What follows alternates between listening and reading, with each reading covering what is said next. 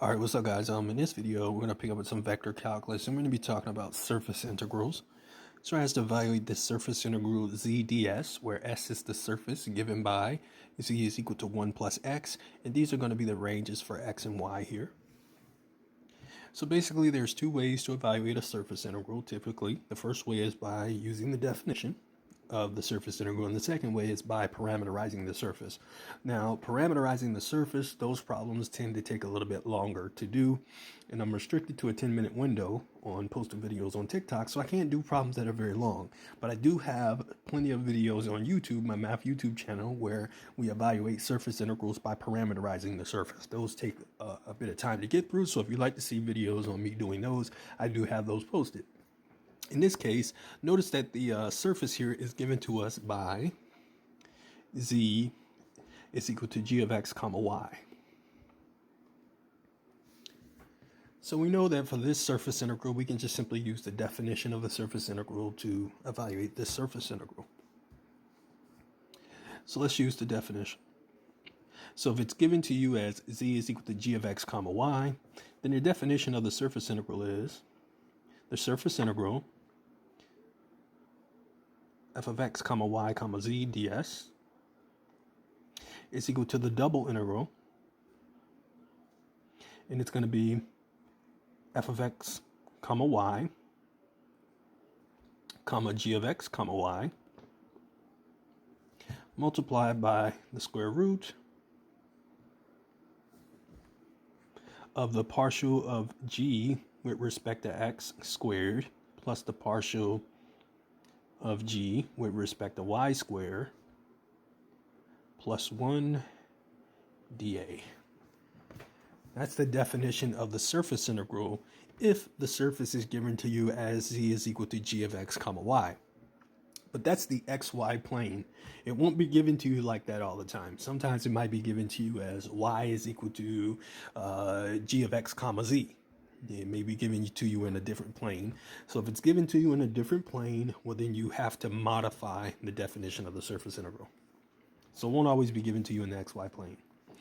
Okay, so let's go ahead and do this here.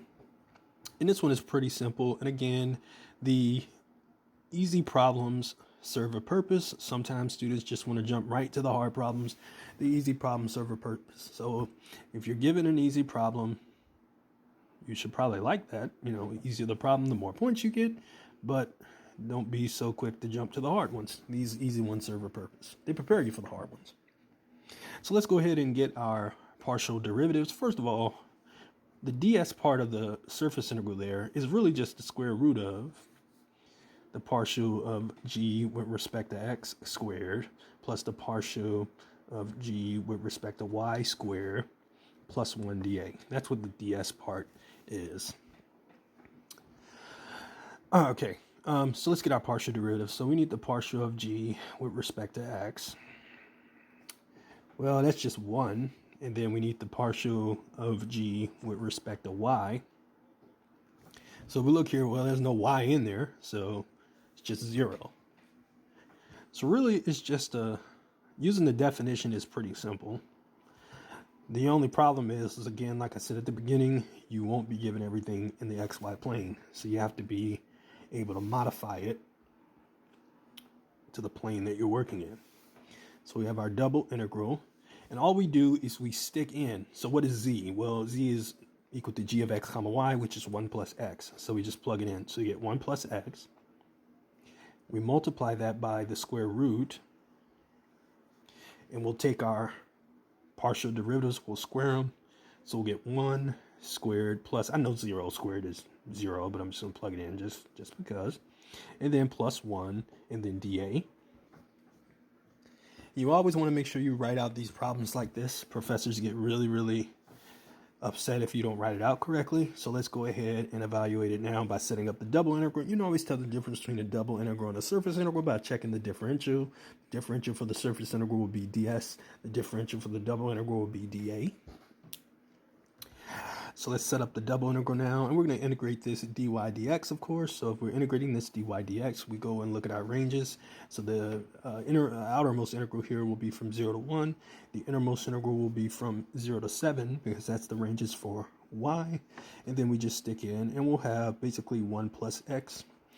1 squared is 1. We know that's just 0, so we got 1 plus 1, which is just the square root of 2. So this would be 1 plus x multiplied by the square root of 2 dy dx. So now it's just a double integral. Okay, so we're integrating with respect to y first. That means we're treating x as a constant. And you work your way from the innermost integral to the outermost one. So in this case, we'll have the integral from 0 to 7. We'll have 1 plus x multiplied by the square root of 2, and we're integrating this with respect to y. So it's always easier when the lower limit of integration is 0. So in this case, if we integrate all this with respect to y, we'll just get 7 times the square root of 2 multiplied by 1 plus x, because we're treating x as a constant. Now we need to integrate with respect to x. Remember, 7 is a constant. The square root of 2 is also a constant. It's just a number. And this is going to be from 0 to 1. And we just got 1 plus x on the inside here. And we're integrating this with respect to x.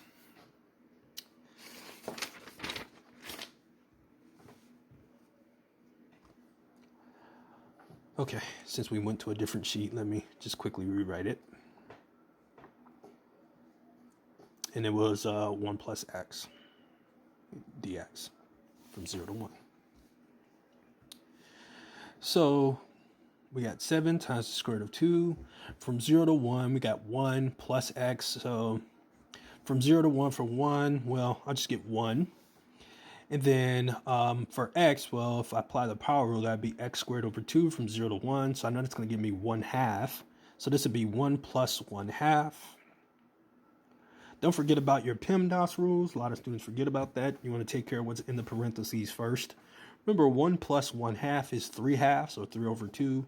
So I just get 7 times the square root of 2 multiplied by 3/2, or 3 over 2.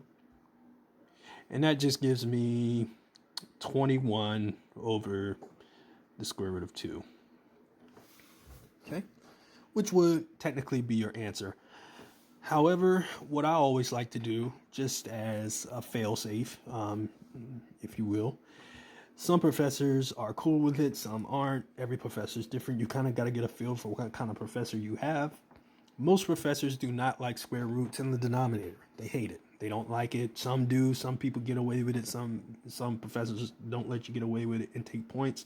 So you want to get to know who your professor is. I always do that whenever I was an undergrad in physics. When I get my test back, I pay very close attention to how my teacher grades, because the way the slips that I might have been able to get with one professor, I might not be able to get with the other. So you want to get a feel for your teacher. And what I like to do, just to prevent any issues, is I get rid of the square root in the denominator.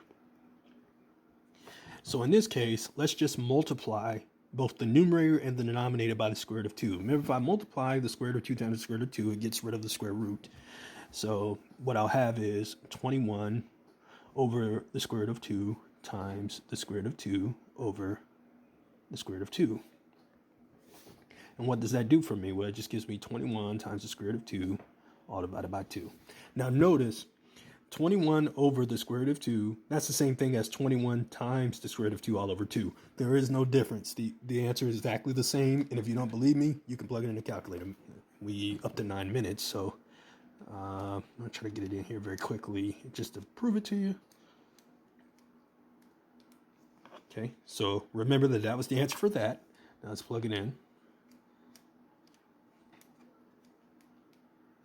See, the answer is exactly the same. So therefore, your final answer for the surface integral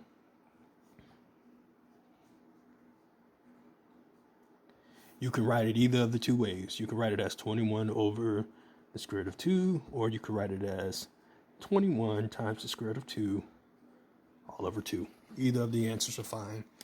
Just taking care of that square root, not going to give professors a chance to take points away from you.